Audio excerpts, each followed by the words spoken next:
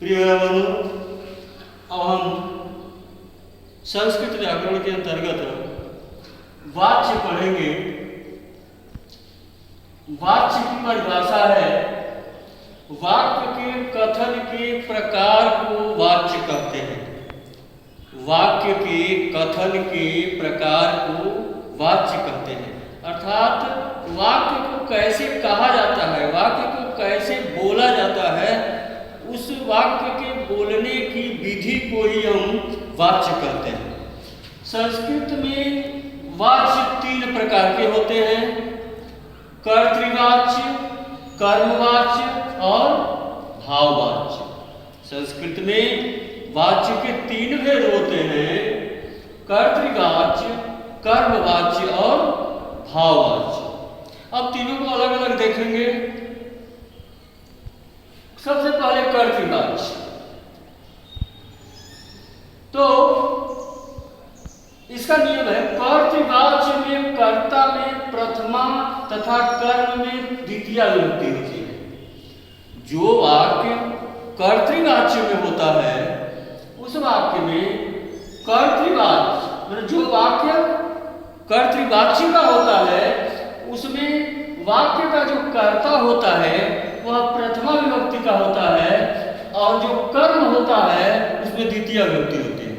फिर समझेंगे, जो कर्तृवाच्य का वाक्य होता है उसके कर्ता में प्रथमा विभक्ति हो जाती है और कर्म में द्वितीया विभक्ति होती है। क्रिया कर्ता के अनुसार होती है, अर्थात कर्ता प्रथमा विभक्ति का होता है इसलिए क्रिया भी प्रथमा विभक्ति की होती है। जैसे उदाहरण दिया है, रमेशः ग्रामं गच्छति। रमेशः प्रथमा विभक्ति है, एक वचन है। ग्रामं द्वितीया विभक्ति एक वचन है। कर्ता के विभक्ति और वचन के अनुसार क्रिया हो गई है। गच्छति गम धातु का प्रथम पुरुष एक वचन। फिर देखेंगे, रमेशः ग्रामं गच्छति। रमेशः प्रथमा विभक्ति है और ग्रामं द्वितीया विभक्ति है। दूसरी तरह से कहा जाए तो रमेशः कर्ता है और ग्रामं कर्म है और कर्ता के अनुसार क्रिया भी उसी प्रथमा विभक्ति की हो गई। ठीक वैसे ही सीता ग्रंथम पठति। सीता ग्रंथ पढ़ती है या पढ़ रहे हैं, तो सीता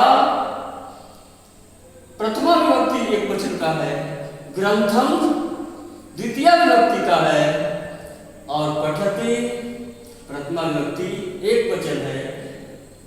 सबसे समझने वाली चीज यही है कि वाक्य में जो कर्ता होगा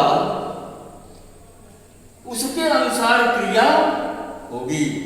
कर्ता प्रथमा विभक्ति का होगा और क्रिया भी प्रथमा विभक्ति की होगी और जो कर्म होगा वह द्वितीया विभक्ति का होगा। फिर दूसरा है कर्मवाच्य।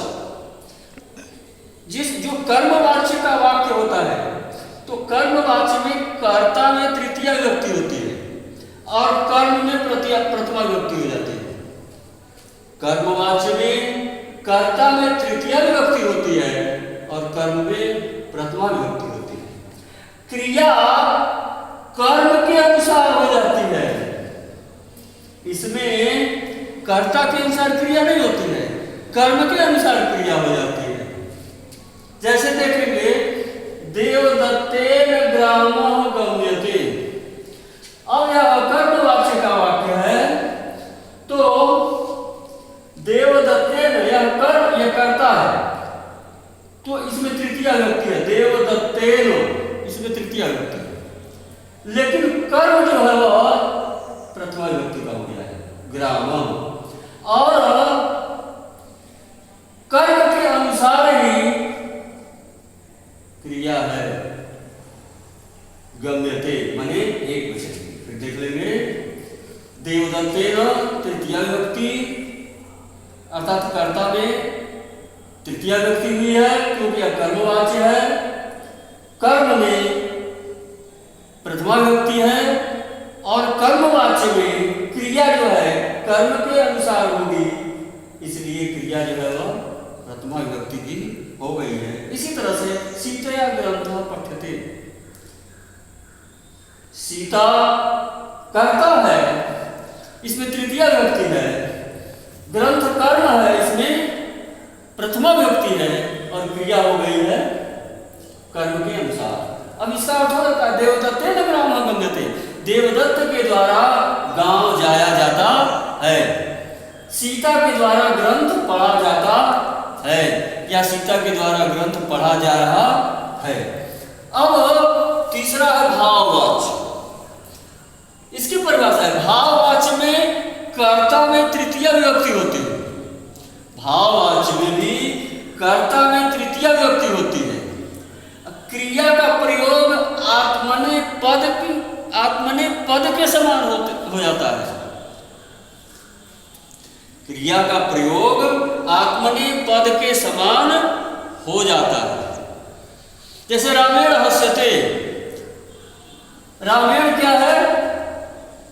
कर्ता है और इस कर्ता में तृतीय विभक्ति का प्रयोग हो गया है और ये जो क्रिया है वह आत्मने पद के समान हो गई है। हस्यते रामेण हस्यते, राम के द्वारा हंसा जा रहा है, सीधा राम के द्वारा हंसा जा रहा है। शिशुना रुद्यते, शिशु के द्वारा रोया जा रहा है।